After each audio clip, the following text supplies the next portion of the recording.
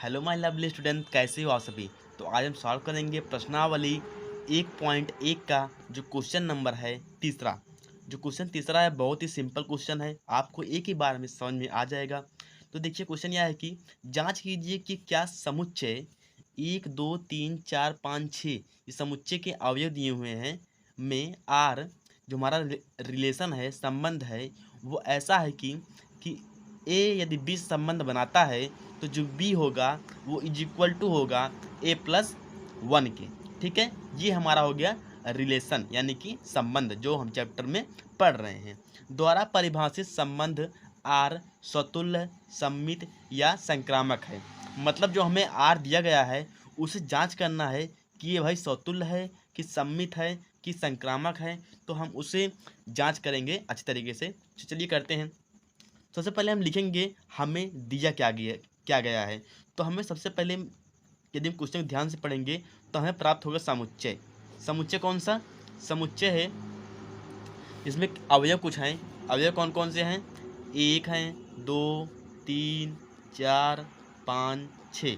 ये हमें एक से छः तक अवयव दिए गए हैं। समुच्चय देने का अर्थ यही होता है कि हम ए बी की जो भी वैल्यू लेंगे, ए और बी की जो भी वैल्यू लेंगे वो एक से छः तक ही ले सकते हैं।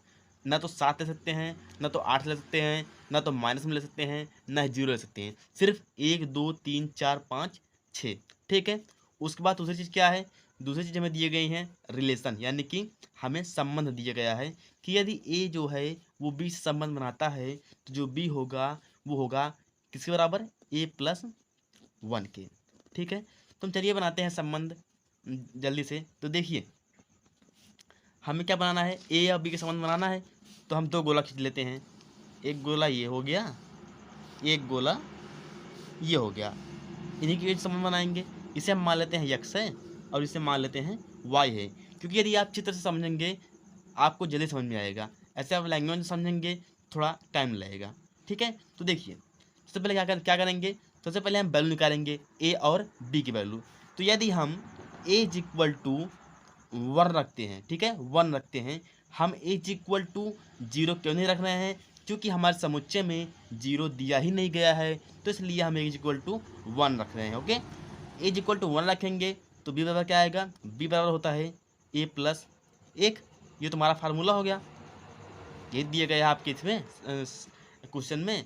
तो बी इज इक्वल टू हो जाएगा हमारा, ए पे क्या रखेंगे, ए का रखेंगे +1, एक is equal to B is equal to 2 हो गया। यानी कि यदि एक पर हम ए पर एक रखेंगे तो हमारा जो बी प्राप्त होगा वो होगा 2, और ये इससे संबंध बना लेगा। ठीक है, क्योंकि एक भी समुच्चय में है और 2 भी समुच्चय में ही है। ओके, अब हम रखेंगे ए इज इक्वल टू 2। ठीक है, क्योंकि हमने एक तो रख दिया, अब रखेंगे 2। उसके बाद बी हमारा बी बराबर आएगा बी इज इक्वल टू, देखिए ए के स्थान पे हम रखेंगे 2 + 1, तो इज इक्वल हो जाएगा हमारा 3।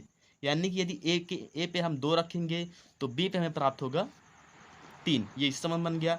उसके बाद देखिए ए इज इक्वल टू रखेंगे 3, तो बी बराबर क्या आएगा, यहाँ पे रखेंगे 3 + 1, 3 1 4, यानी कि इस पे 3 रखेंगे तो यहाँ पे आएगा 4।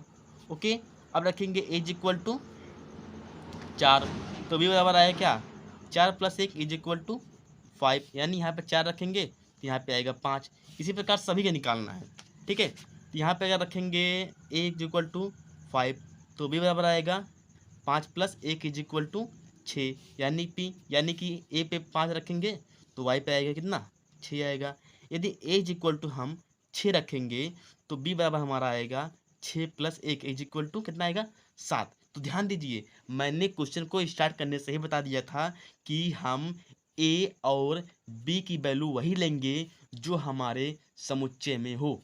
तो ए की वैल्यू 6 है, ये तो बात सही है, कोई बात नहीं। लेकिन बी इज इक्वल टू हमारा आया है क्या, 7 आ रहा है। ठीक है, तो 7 हमारे समुच्चय में नहीं दिया गया है, तो इसलिए हम ए इज इक्वल टू 6 नहीं लेंगे। ओके, तो हमारा संबंध बहुत ही आसान तरीके से बन गया होगा और आई होप आपको समझ में भी आया होगा। ठीक है, तो यहाँ पे हम संबंध को संबंध की तरह अच्छे से लिखेंगे, फिर उसके बाद देखेंगे स्वतुल्य सम्मित संक्रामक की जांच करेंगे। तो एक के संबंध है, एक का संबंध 2 से है, तो आप लिख लीजिए 1 का 2 से संबंध है। उसके बाद 2 का 3 से है, 2 का 3 से है, 3 का किससे है 4 से है, 4 का किससे है 5 से है, 5 का किससे है 5 का 6 से है। बस इतना ही संबंध हम बना पाए हैं अपने इस क्वेश्चन से। ओके, तो अब हम जांच करेंगे स्वतुल्य की। तो यहाँ पर एक बढ़िया सा हेडिंग डालेंगे, क्या, स्वतुल्य। तो स्वतुल्य क्या कहता है, बहुत ही सिंपल चीज़ है। स्वतुल्य ये कहता है कि हमारे समुच्चय में जितने भी अवयव हों, हमारे समुच्चय में जितने भी अवयव हैं उनका स्वयं से संबंध होना चाहिए। ठीक है, यदि यानी कि ए का संबंध ए से होना चाहिए, बी हो तो बी का संबंध बी से होना चाहिए। उसी प्रकार हमारे समुच्चय में क्या है, 1 2 3 4 है, तो 1 2 3 4 का संबंध स्वयं से होना चाहिए। यदि संबंध है स्वतुल्य होंगे, संबंध नहीं है स्वतुल्य नहीं होंगे। यानी एक से स्टार्ट करेंगे, एक का संबंध एक से है।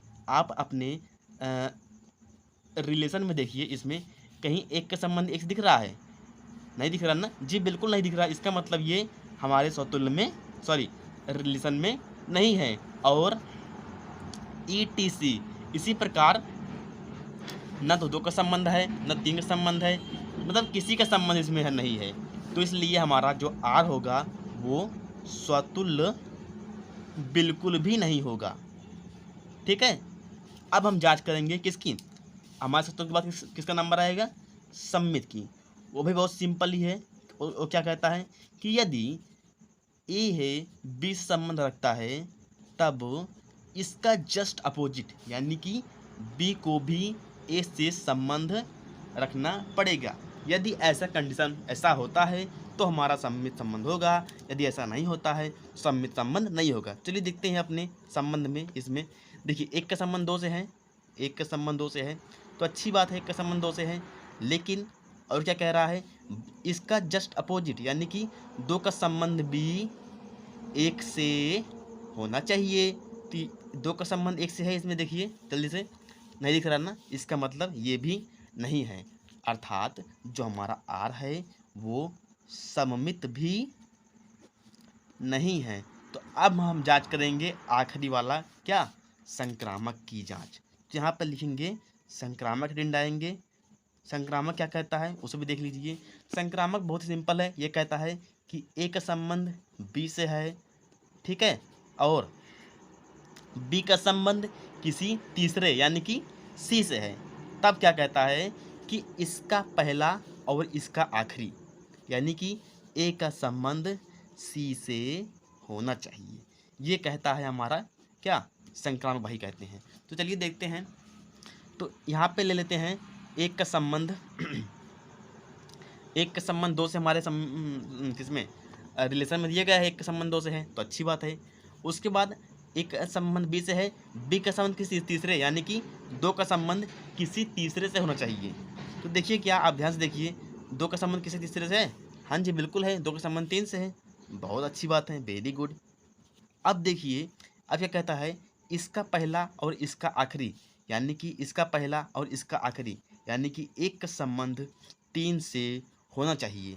यदि ये हमारे रिलेशन में है तो हमारा संक्रामक होगा, यदि नहीं है संक्रामक नहीं होगा। तो हम फटाक से देखते हैं अपने रिलेशन में, एक का संबंध 3 से है कहीं, अरे भैया ये भी नहीं है, तो इसका मतलब जो हमारा R है वो संक्रामक नहीं है।